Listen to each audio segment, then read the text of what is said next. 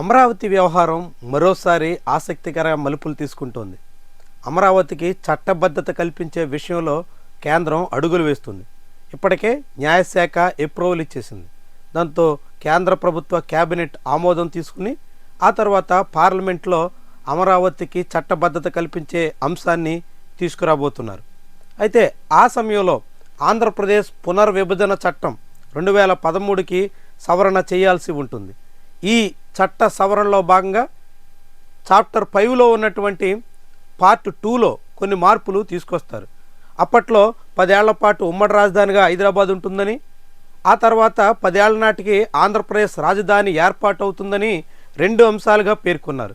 ఇప్పుడు 2వ అంశంలో మార్పు తీసుకొచ్చి ఆంధ్రప్రదేశ్ రాష్ట్రానికి రాజధానిగా అమరావతి ఏర్పాటయ్యింది అని పేర్కొనబోతున్నారు.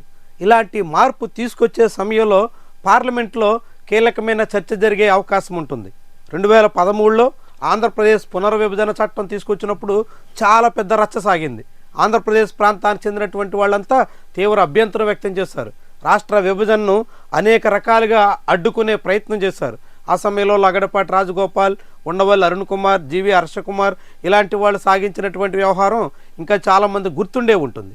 ఇప్పుడు మళ్ళీ రాష్ట్ర విభజన ప్రక్రియ 13 ఏళ్ల తర్వాత అమరావతికి చట్టబద్ధత కల్పించే అంశంలో కేంద్ర ప్రభుత్వం అడుగులు వేస్తుంది.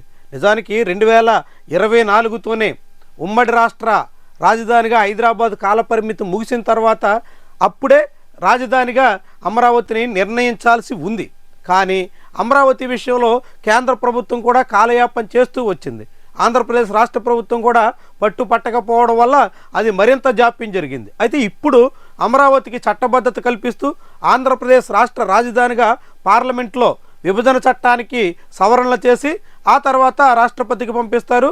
ఆ బిల్లు ఆమోదం పొందగానే గెజిట్ నోటిఫికేషన్ ద్వారా ఏపీ రాజధానిగా అమరావతి చట్టబద్ధంగా క్లారిటీ వచ్చేస్తుంది. ఆ తర్వాత అమరావతికి సంబంధించి ఒక పిన్ కోడ్ వస్తుంది. ఇతర వ్యవహారాలన్నీ అమరావతి పేరుతో జరిగేదానికి ఆస్కారం ఉంటుంది. కానీ ఇప్పుడు పార్లమెంట్లో ఈ చట్ట సవరణ అమరావతికి చట్టబద్ధత కల్పించే విషయం ప్రస్తావనకు వచ్చినప్పుడు వైఎస్ఆర్సీపీ ఎలా వ్యవహరిస్తుంది అన్నది ముఖ్యమైనటువంటి అంశం. ఆంధ్రప్రదేశ్లో అమరావతి రాజధాని నగర నిర్మాణ విషయంలో వైఎస్ఆర్సీపీకి ఇప్పటికీ భిన్నాభిప్రాయాలు ఉన్నాయి. ఇటీవల అంబటి రాంబాబు లాంటి వాళ్ళు ప్రపంచ స్థాయి రాజధాని ఎవరికి అవసరం, అసలు అవసరమే లేదు, అక్కడ కార్యకలాపాలు జరగడానికి తగ్గట్టుగా చిన్నపాటి రాష్ట్ర రాజధాని స్థాయిలో ఉంటే చాలు అన్నట్టుగా మాట్లాడుకొచ్చారు. కానీ చంద్రబాబు మాత్రం అమరావతిని అంతర్జాతీయ నగరంగా నిర్మించాల్సిందే, అందుకు అదనంగా భూములు ఇవ్వాల్సిందే, రైతులు ఒప్పుకుని తీరాల్సిందే, రైతులు అంగీకరించకపోతే అవసరమైతే ల్యాండ్ ఎక్విజిషన్ యాక్ట్ ప్రకారంగానైనా తీసేసుకుంటాం అని బెదిరించే ధోరణిలో ఉన్నారు. దీంతో ఇప్పుడు అమరావతి వ్యవహారం పార్లమెంట్లో చర్చకు రాబోతున్నటువంటి తరుణంలో ప్రధాన ప్రతిపక్ష కాంగ్రెస్ సహా దాదాపు అన్ని పార్టీలు అమరావతికి అనుకూలంగానే ఉన్నాయి, కేవలం వైఎస్ఆర్సీపీ మినహా. అలాంటి సమయంలో వైఎస్ఆర్సీపీ ఏ రీతిన వ్యవహరిస్తుంది, ఎట్లా సాగబోతుంది, అమరావతి విషయాన్ని పార్లమెంటు ముందు చర్చకు వస్తే ఆ సమయంలో వైఎస్ఆర్సీపీ వ్యవహారం ఎట్లా ఉంటుంది అన్నది కీలకమైనటువంటి అంశం. ఎందుకంటే మళ్ళీ ఆంధ్రప్రదేశ్లో అధికారం మారితే, జగన్మోహన్ రెడ్డి అధికారం చేపడితే అమరావతి మరోసారి గందరగోళంలో పడే ప్రమాదం ఉండొచ్చు అనే ఆందోళన చాలా మందిలో ఉంది. అలాంటి సమయంలోనే అమరావతికి చట్టబద్ధత కల్పిస్తే ఇక క్లారిటీ వచ్చేస్తుంది అని అమరావతి శ్రేయోభిలాషులంతా ఆశిస్తున్నారు.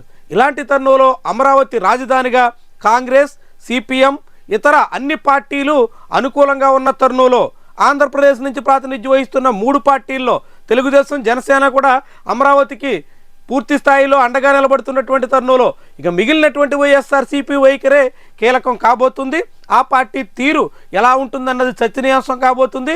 ఇప్పటి వరకు అమరావతి విషయం మీద వైఎస్ఆర్సీపీ అధికారికంగా ఎలాంటి స్టాండ్ను ప్రకటించినప్పటికీ కూడా ఇప్పుడు పార్లమెంట్లో ఆ పార్టీ నిర్ణయాన్ని ప్రకటించాల్సి వస్తే ఎలా ఉండబోతోంది అనే చర్చ సాగుతోంది. నిజానికి వైఎస్ఆర్సీపీ ఎన్నికల ముందు 3 రాజధానుల అంశాన్ని ప్రధానంగా ప్రస్తావించినప్పటికీ ఓటమి తర్వాత 3 రాజధానుల విషయం మీద పునఃసమీక్ష చేసుకుంటాం అంటూ ఆ పార్టీ నాయకత్వం చెబుతూ వస్తున్నారు. జగన్మోహన్ రెడ్డి కూడా 3 రాజధానులను కాకుండా అమరావతి నిర్మాణం భారం కాబట్టి మంగళగిరి, గుంటూరు మధ్యలో ప్రభుత్వ భూముల్లోనే 4-5 టవర్స్ కట్టి రాజధాని అక్కడే ఏర్పాటు చేయాలి అన్నట్టుగా కూడా విపక్షంలో వచ్చిన తర్వాత మాట్లాడారు. ఇలాంటి నేపథ్యంలో వైఎస్ఆర్సీపీ పార్లమెంట్లో ఎలాంటి స్టాండ్ తీసుకోబోతుంది, అసలు ఆ చట్టబద్ధత కల్పించేటువంటి విభజన చట్ట సవరణ వ్యవహారం చర్చ వరకు వెళుతుందా లేకుంటే మూజువాణి ఓటుతో ముగిసిపోతుందా అన్నది కూడా ముఖ్యమైనటువంటి అంశం. నిజంగా చర్చకు వస్తే మాత్రం వైఎస్ఆర్సీపీ వైఖరి చాలా చాలా కీలకంగా మారబోతోంది.